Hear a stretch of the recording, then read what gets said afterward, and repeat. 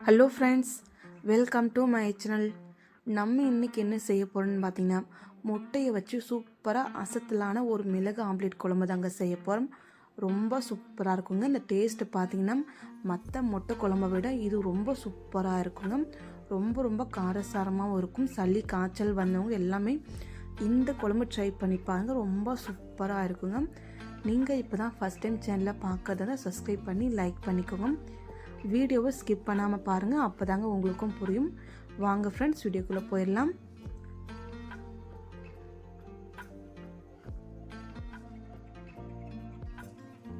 ஒரு டைம் குழம்பை இந்த மாதிரி நீங்கள் செஞ்சிட்டிங்கன்னா அடிக்கடிக்கு வீட்டில் செய்ய ஆரம்பிச்சிடுவீங்க. அவ்வளோ சூப்பராக இருக்குங்க. வாங்க ஃப்ரெண்ட்ஸ், வீடியோக்குள்ளே போயிடலாம். ஒரு கடாய் எடுத்துக்கோங்க. கேஸ் ஸ்டவ் ஆன் பண்ணிக்கோங்க. கடாயில் பார்த்தீங்கன்னா நம்ம வீட்டில் இருக்கக்கூடிய எந்த எண்ணெய் வேணாலும் எடுத்துக்கலாங்க. இதே மெத்தடில் செஞ்சு பார்த்துதாங்க டேஸ்ட்டாக இருக்கும். நான் பார்த்திங்கன்னா நல்லெண்ணெய் எடுத்துருக்கேங்க. 6 டீஸ்பூன் போல் நல்லெண்ணெய் எடுத்துருக்கேன். எண்ணெய் நல்லா காயட்டுங்க. இது கூடவே நம்ம 2 டீஸ்பூன் போல் சீரகம் எடுத்துக்கலாங்க. அதே போல் 2 டீஸ்பூன் போல் மிளகு எடுத்துக்கலாங்க.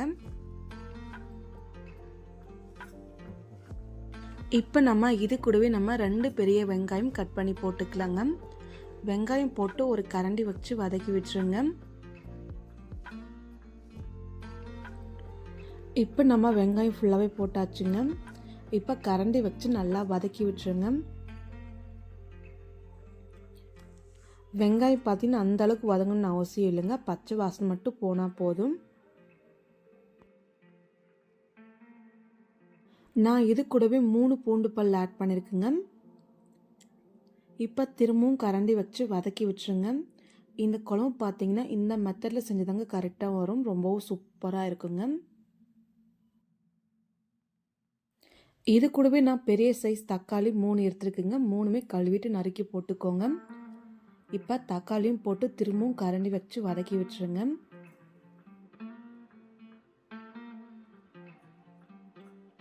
இப்போ நம்ம இது கூடவே 1/4 கப் அளவுக்கு தேங்காய் எடுத்துக்கலாங்க. நான் சின்ன முடி தேங்காவை தாங்க கட் பண்ணி போட்டிருக்கேன். இந்த குழம்புக்கு பார்த்தீங்கன்னா தேங்காய் அதிகமாக சேர்த்துறாதீங்க, கொஞ்சமாக சேர்த்துக்கோங்க. அப்போ தாங்க இந்த குழம்புல டேஸ்ட்டு கிடைக்கும்.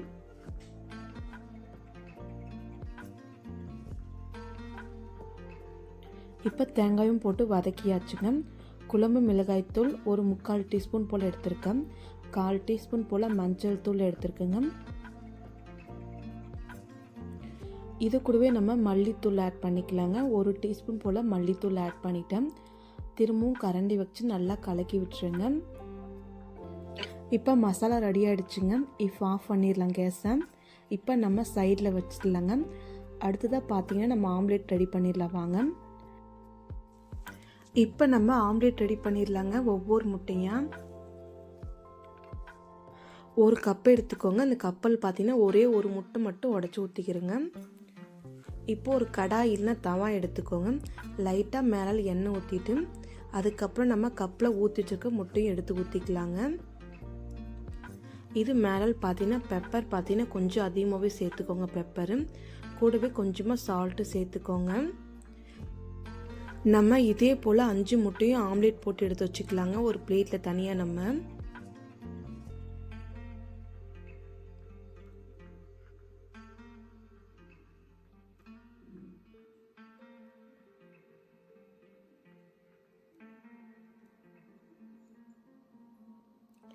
இப்போ நம்ம பிளேட்டில் எடுத்து வச்சிடலாங்க.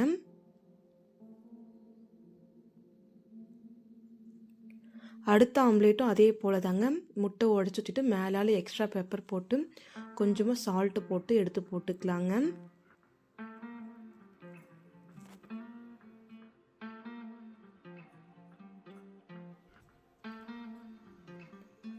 இப்போ நான் இதே மெத்தடில் 5 முட்டையும் பாருங்கள் ஆம்லேட் போட்டு வச்சுட்டேன்.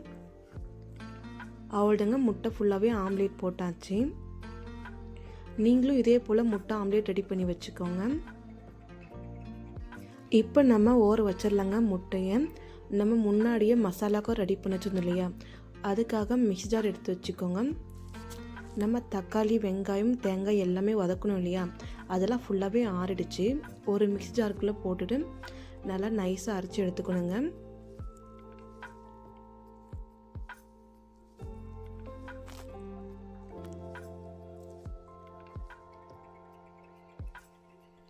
இது கூடவே கொஞ்சமாக பச்சை கொத்தமல்லி ஆட் பண்ணிவிட்டு நைஸாக அரைச்சிட்டு வந்துட்டுங்க நான். இப்போ வாங்க குழம்பு செஞ்சிடலாம். இப்போ இதெல்லாம் ஒரு ஓரம் வச்சிடலாம். ஒரு கடாய் எடுத்துக்கோங்க.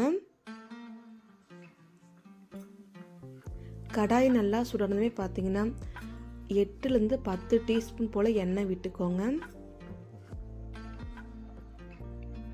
எண்ணெய் நல்லா காயட்டுங்க. எண்ணெய் காஞ்சதுமே பார்த்தீங்கன்னா ஒரு பெரிய வெங்காயம் குட்டி குட்டி நறுக்கி போட்டுக்கோங்க. கூடவே 2 பச்சை மிளகாவும் கீறி போட்டுக்கோங்க. இது கூடவே 3 காஞ்ச மிளகாவும் போட்டுக்கோங்க. காஞ்ச மிளகாவை கிள்ளி போடாமல் அப்படியே போட்டுக்கோங்க. இப்போ திரும்பவும் கரண்டி வச்சு வதக்கி விட்டுருங்க. வெங்காயம் பார்த்தீங்கன்னா நல்லா கலர் மாறணுங்க. இப்போ பாருங்கள் வெங்காயம் நல்லா கலர் மாறிடுச்சு. இது கூடவே நான் 1.5 டீஸ்பூன் போல் இஞ்சி பூண்டு பேஸ்ட்டு போட்டிருக்குங்க. இப்போ இஞ்சி பூண்டு பேஸ்ட்டும் போட்டாச்சு. திரும்பவும் கரண்டி வச்சு நல்லா வதக்கி விட்டுருங்க பச்சை வாசனை போகிற வரைக்கும்.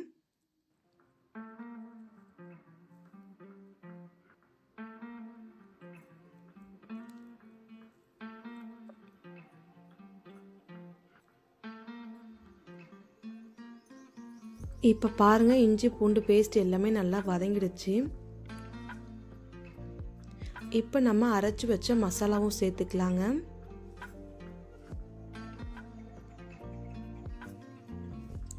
அரைச்சி வச்ச மசாலா எல்லாமே சேர்த்துட்டுங்க கரண்டி வச்சு அப்படியே மிக்ஸ் பண்ணிட்டுருங்க. ஒரு நிமிஷம் போல் அப்படியே தண்ணி எதுவுமே ஆட் பண்ணாமல். இப்போ பாருங்கள் மேலால் கொதி வந்துட்டுருக்கு.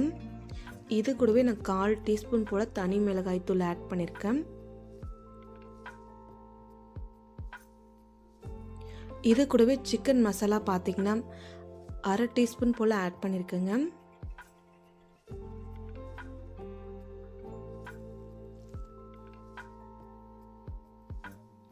தேவையான அளவுக்கு கல்லுப்பு இல்லைனா சால்ட் ஆட் பண்ணிக்கலாம். ஆல்ரெடி நம்ம ஆம்லேட் போட்டிருக்கோம், அதிலே சால்ட் ஆட் பண்ணியிருக்கோம். அதனால் இதில் கொஞ்சம் கம்மியாகவே ஆட் பண்ணிக்கோங்க. ஒரு கரண்டி வச்சு நல்லா கலக்கி விட்டுருங்க. நான் மிக்ஸி ஜாரில் அரைச்சில்லையா தேங்காய், அதில் கொஞ்சமாக தண்ணி ஊற்றிட்டு அரைச்சி ஊற்றிக்கிட்டுங்க. இந்த குழம்புக்கு பார்த்திங்கன்னா அதிகமாக தண்ணி சேர்க்கக்கூடாதுங்க. நான் தண்ணி ஊற்றி நல்லா ஊற்றிட்டு கலக்கி வச்சுட்டுங்க. இப்போ நம்ம மூடி போட்டு வச்சிடலாம். ஒரு 10 நிமிஷம் போல் மூடி போட்டு வைங்க. மிதமான தீயில நல்லா கொதி வருங்க. அப்பப்போ இடையில ஓப்பன் பண்ணி கலக்கி விட்டுக்கோங்க, இல்லைன்னா அடிப்பிடிக்க ஆரம்பிச்சிருங்க. இப்போ பாருங்கள் நல்லா கொதிச்சிருச்சு. குழம்பு நல்லா கெட்டியாகி வந்திருக்கு. இந்த ஸ்டேஜில் நம்ம ஆம்லேட்லாம் போட்டுக்கலாங்க.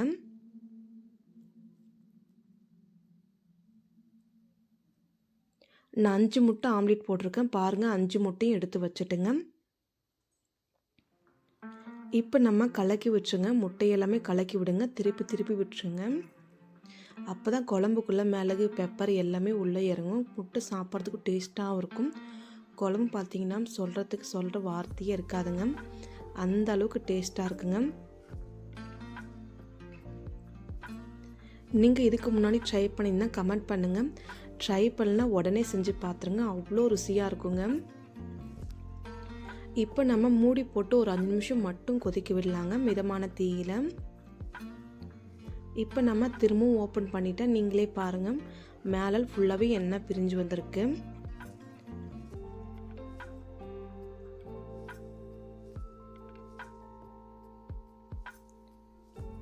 நல்லா காரசாரமாக ஆம்லேட் குழம்பு நல்லா சூப்பராக இருக்குங்க.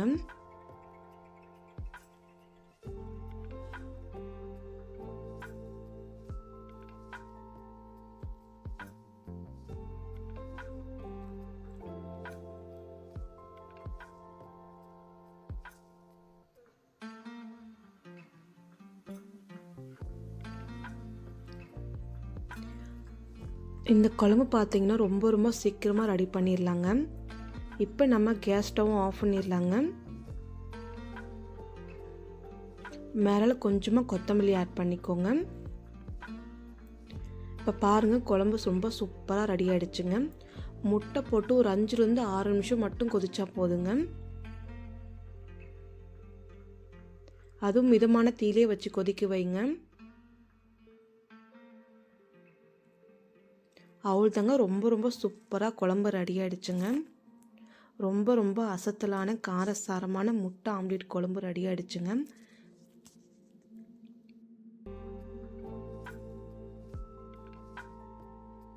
இப்போ நம்ம ஒரு பிளேட்டில் ஒயிட் ரைஸ் போட்டுக்கலாங்க. சுட சுட ஒரு முட்டையும் வச்சுட்டு குழம்பு ஊற்றிக்கோங்க.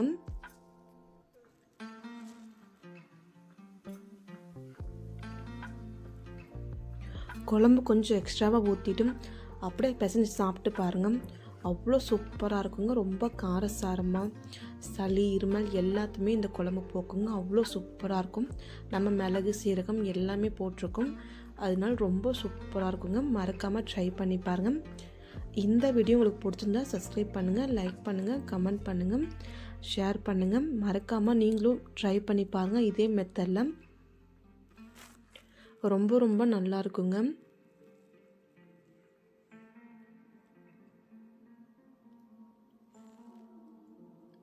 Thank you friends. நாளைக்கு பார்க்கலாம் வேற ஒரு வீடியோவில்.